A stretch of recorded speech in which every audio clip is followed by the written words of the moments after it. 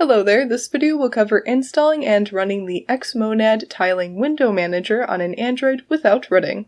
XMonad can peacefully coexist with the LXDE desktop. This is a Media Blitz format that will allow me to share topics faster and keep pace with frequently updated topics. My channel focuses on adding the power of Linux to your Android, Chromebook, or PC without the need to root or remove your system. Additionally, I cover cross-platform topics. My playlists are available from the homepage on my YouTube channel and are organized by operating system and cross-platform topics. To make it easier to follow along with my videos, I include the full written instructions in the pinned comment. So if you scroll down to the comments of the current video you are watching now, you will see the top pinned comment containing the written instructions. To see the whole comment, click on Read More. Any updates will be noted at the top of the pinned comment. Note that you can copy and paste the notes into a text file like I have here with the mousepad text editor. Or, if you're feeling fancy, we can copy and paste the notes into a TiddlyWiki notebook, also known as Flexible Offline Searchable Notes. Here, I pressed the backtick key from the top left of the keyboard so that there are 3 backticks before and after the text. This will apply monospaced block formatting. Keep in mind that you can modify the notes however you'd like, whether that's formatting, adding images, or changing what's in the notes. For more information on TiddlyWiki, I recommend watching my TiddlyWiki videos. That concludes the intro, now onward to the video. For this example, I will be installing XMonad in Debian in the LXDE desktop. Note that you can install and set everything up without a desktop. So from a terminal, our first command we are going to execute is sudo space apt space update space -y. This will update the software index list. Here I did Ctrl L to clear the terminal so it's easier to see what I'm typing. After that, we can execute sudo space apt space install space xmonad space -y. This will install the XMonad tiling window manager.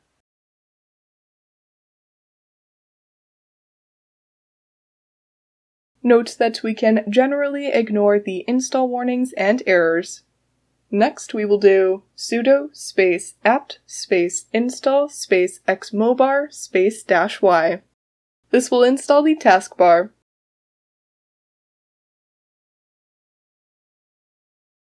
When that's done, we can do sudo space apt space install space nitrogen space -y. Nitrogen is an app we can use for setting the background.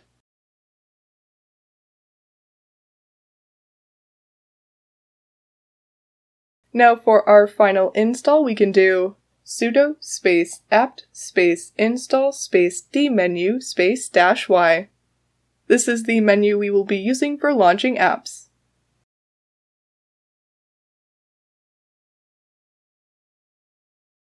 Now we are going to create a launch script we are going to use to start up the XMonad tiling window manager.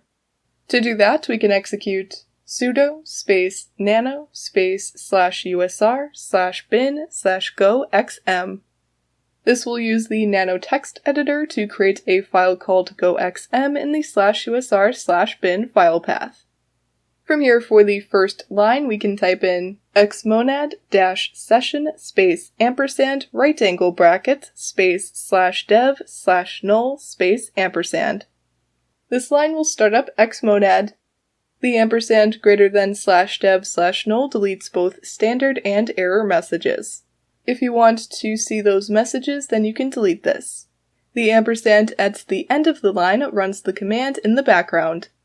For the next line, we will type in dbus-launch space xmobar space tilde /.xmonad/xmobar.config space /.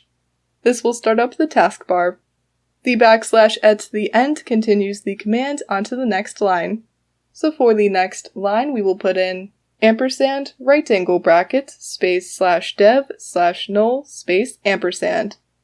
Again, this line is a continuation of the line above it. Now for the final line, we can type in nitrogen space dash dash restore space ampersand right angle bracket space slash dev slash null space ampersand. This restores the background once it has been set with nitrogen. When we are done typing that all in, we can do Ctrl-O, Enter, and Ctrl-X to save the file and exit Nano. Then from here we can execute sudo space chmod space +x space /usr/bin/goxm. This will make the goxm script executable so that we can use it. Next, we are going to execute a few more commands to finish setting up XMonad. Now if we'd like, we can display the version of XMonad we have by executing XMonad space -- version. Now to finish setting up XMonad, we will first execute mkdir space .xmonad. This will make a folder called .xmonad. After that, we can execute cd space .xmonad. This will take us into the .xmonad folder. From here we can execute cp space /usr/share/doc/xmobar/examples/* space // This will copy everything from the /usr/share/doc/xmobar/examples file path into the current directory. Note that the asterisk means everything inside the file path. Once we've done that, we can execute ls to list the files and folders in the current directory. Here we can see the files that have been copied over. After that, we are going to execute cp space xmobar.config space xmobar.config.bak. This will create a backup copy of the xmobar configuration file. So now we have something to go back to in case we need it. Next, we will execute nano space xmonad.hs. This will use the nano text editor to create a text file called xmonad.hs. From here, for the first line, we can type in import space xmonad starting with capital XM. Then for the next line, we can type in import space xmonad starting with capital XM dot config starting with a capital C dot desktop starting with a capital D. Then for the third line, we can type in base config, where config starts with a capital C, space =, space desktop config, where config again starts with a capital C. Then for the final line, we can type in main space =, space xmonad, space base config, with config starting with a capital C. This file is for configuring XMonad. When we are done typing that in, we can do Ctrl-O, Enter, and Ctrl-X to save the file and exit Nano. Finally, we are going to edit the xmobar.config file. To do that, we will execute mousepad space xmobar.config. This will open the xmobar.config file with the mousepad text editor.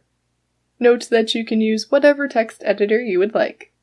Here we are going to remove some commands from the second half of the file that will not work on Android. To do that, we can scroll down to the second half of the file and we should see a line that starts with comma commands =. On that line, we will start highlighting before the R in run weather up to right before the R in the line that has run memory. After that, we can delete those lines by pressing the backspace key. So the end of the file should look like the following. When we are done editing the file, we can go to the File menu, select Save, and then we can close out of Mousepad. Now in order to start up XMonad, we need to reboot Linux. To do that, we can close out of any apps that we have open. Then we can click on the three-dot menu in the VNC floating menu, select Disconnect, then go back into the Userland app, then right-click on the Debian session, select Stop Session, and then we can close out of the Userland app. Once we've done that, we can open the Userland app again, select the Debian session,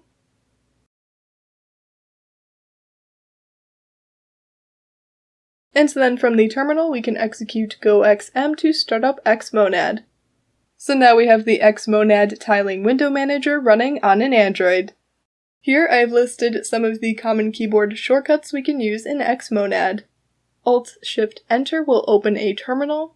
Alt-P will open dmenu, which is what we can use to launch apps. Alt-Shift-C will close the current window.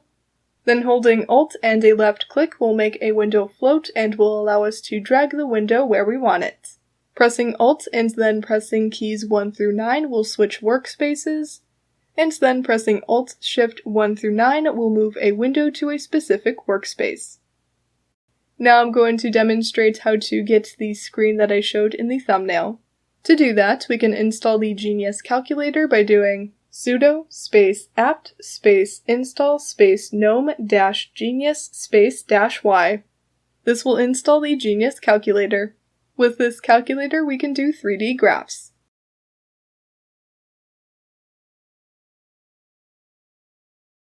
When that's done, we can execute exit to close out of the terminal. After that, we can do Alt-P to open dmenu. Dmenu is what we can use to launch apps. To scroll through dmenu, we can press the left and right arrow keys. Then to search for an app, we can start typing the name of an app. To close out of dmenu, we can press the escape key. To open an app from dmenu, we can press enter. So for my example, I searched for GENI, and then with gnome-genius selected, I pressed enter to open the Genius calculator. To get a 3D graph example in the Genius calculator, we can go to the Examples menu, and under Differential Equations, we can click on Heat Equation solved using Explicit Finite Difference Method Surface Plot. Then once the file is open, we can click on the Run button from the top to see the 3D graph. To rotate the graph, we can go to the View menu, select Rotate Axis, and then we can click the arrow buttons to rotate the graph. When we're done doing that, we can click on the Close button. Finally, I'm going to do Alt-P again to open dmenu, and then I'm going to search GAL, and then I'm going to press enter to open Calculator. Calculator comes pre-installed with the LXDE desktop. When Calculator is open, we can hover the mouse over the window, and then we can hold Alt left click and drag the window wherever we would like. After that, to get more buttons in Calculator, we can go to the View menu and select Scientific Mode. Here I am once more holding Alt and then a left click, and then I'm adjusting the position of the calculator window so it's more towards the bottom right. So now we have recreated the screenshot I showed in the thumbnail. For more documentation on XMonad from a terminal, we can do man space XMonad. To get a more brief form of the documentation, we can do XMonad space -- help. In addition to that, we can also do man space xmobar. This will give us more detailed documentation about xmobar. And again, for more brief documentation, we can instead execute xmobar space -- help. For online documentation about XMonad, we can go to xmonad.org. This is the official website for XMonad, where we can get news on what's new with XMonad, documentation, different ways to support XMonad, and more. In addition to that, we can go to wiki.haskell.org/xmonad. This is the wiki for XMonad.